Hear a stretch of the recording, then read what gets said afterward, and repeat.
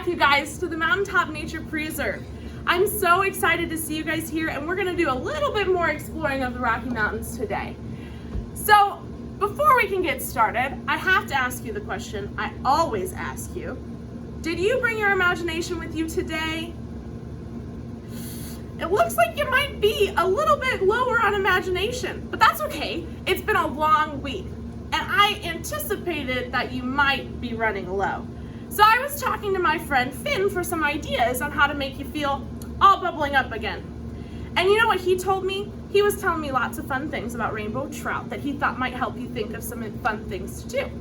And he told me that since rainbow trout are a part of the salmon family, they go back again and again and again and again to the same river that they were born every year to have their babies.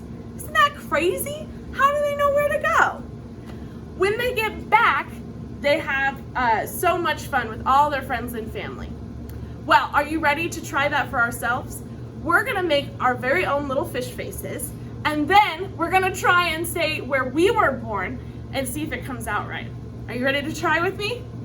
Yeah, I know, it'll be a little silly, but don't be worried. Are you ready? 1, 2, 3. Lincoln, Nebraska. How did it turn out for you? Yeah, I felt a little silly too. But we're having so much fun, I thought you might want to learn more about rainbow trout. Are you ready? Okay. Now's a great time to pause the video and get your materials all ready, just like we always do.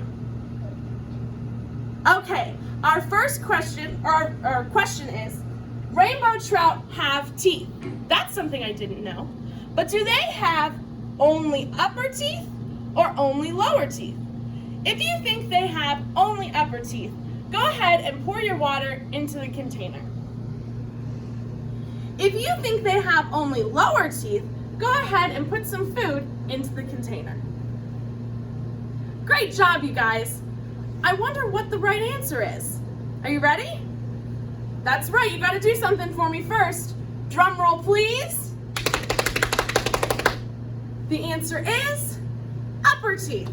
That's right. All right, are you ready to keep learning? We're gonna use our containers again today, because today we're talking about heaven. And heaven is really, really gonna be an awesome place to be.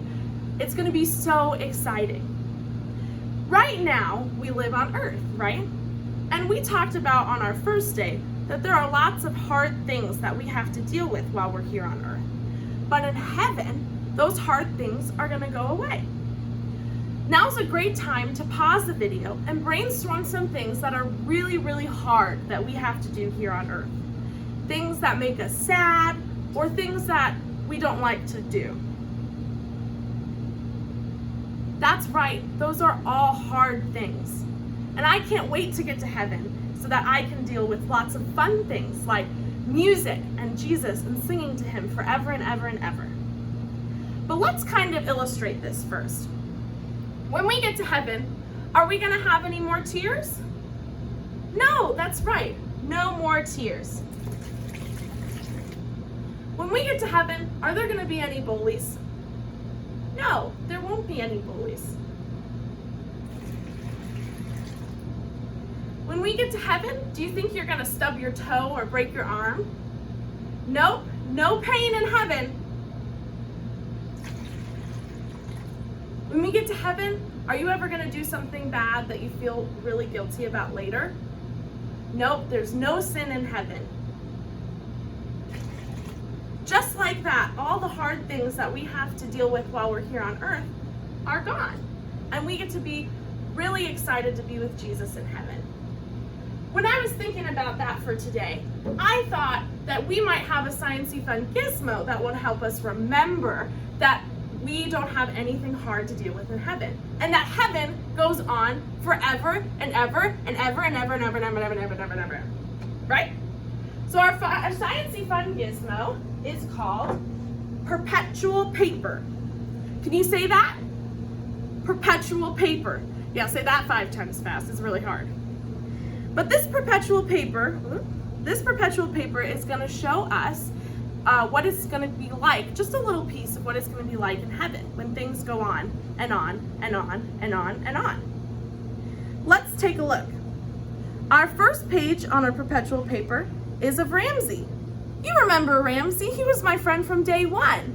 He taught us that Jesus' power helps us do hard things. Trust Jesus. That's right. Good job. There's a space for you on your perpetual paper to draw a hard thing that Jesus has helped you do. That could be this week. That could be last week. Are you ready? We're going to open our perpetual paper just like it's a book. And who do you see? That's right. That's Ava. That's from day 2. Ava reminded us that Jesus' power gives us hope. That's right. So right here, you can write or draw a note to Jesus, thanking him for giving you hope. Are you ready to move on? Okay. The next part, we're gonna fold this way down and look at that. There's Sierra. What did Sierra remind us?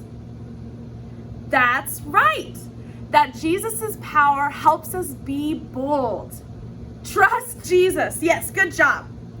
So on the other side, you're going to tell about a time where you were bold. That can be yesterday, since that's when you learned about it, or it can be a time really, really far away. You can write that down now. Are you ready to go on? Okay. The next part, we're going to open up just like a book again. And look at that. It's our new friend, Finn. Finn reminds us that Jesus' power lets us live forever. Trust Jesus. That's right. Good job. Here's a great place for you to draw what you think heaven will be like. Good job. Now we're going to fold it. We're going to fold it this way, and look at that. We're back at the beginning. And that's the fun part about your perpetual paper. It just keeps going and going and going and going, and it never ends, just like heaven will never end. I'm so excited that you guys came with me on this journey today, and I can't wait to see you tomorrow. I hope you have a wonderful rest of your day on the Rocky Railway.